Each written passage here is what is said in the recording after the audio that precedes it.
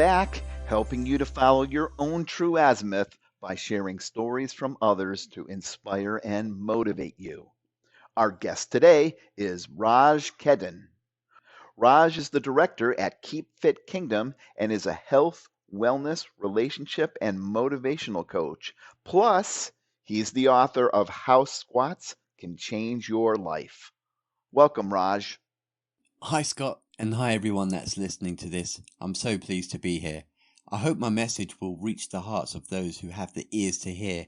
Now's the time for massive change, so don't give up on your dreams. Tell our listeners, Raj, about a time you struggled to follow your true azimuth.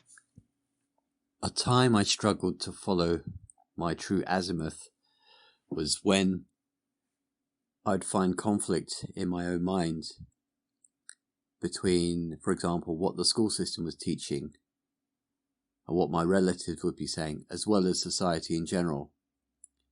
The narrative from the newspapers, TV, radio, books and magazines, the cinema, all these things simply didn't fit with what my own mind would be saying. So there was a real struggle there between the external narrative of the world and my own mind and conscience, which would be saying things quite distinct and different to everything I'd see around me. I think that when I spent time alone at night in my own room, which I'm really grateful for, I had time to think about things for myself without having to worry about what people thought about my ideas. And that was a really interesting time. I read books, I listened to audios by motivational speakers and different types of inspirational types. And I began to piece together a greater range of options through my own imagination. And I used to note things down. And when I'd interact with people the next day, whether they'd be school friends or teachers, I'd find that no one is talking about these things.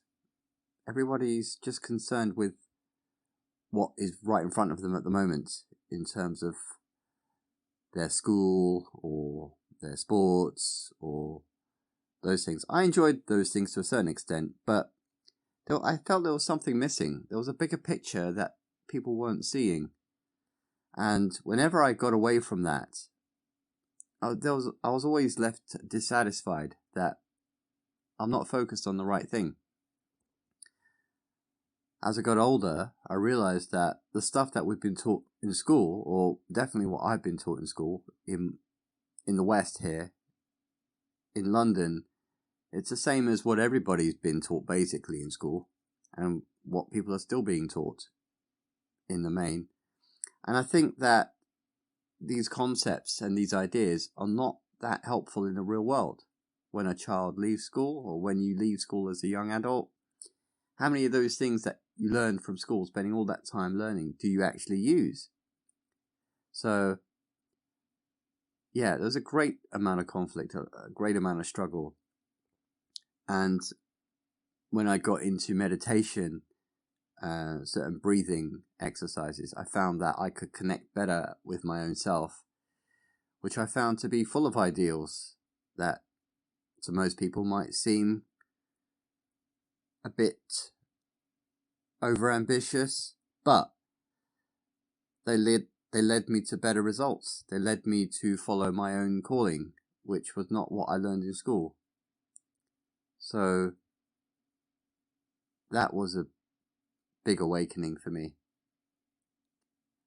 And I think we should go back to the original meaning of education, which is from the Greek word, I believe, eduko, which is to bring in or bring out from within yourself rather than stuffing your head with endless facts and figures from school books. Thanks for being with us today, Raj. You're most welcome, Scott. It's really been my privilege to share here today.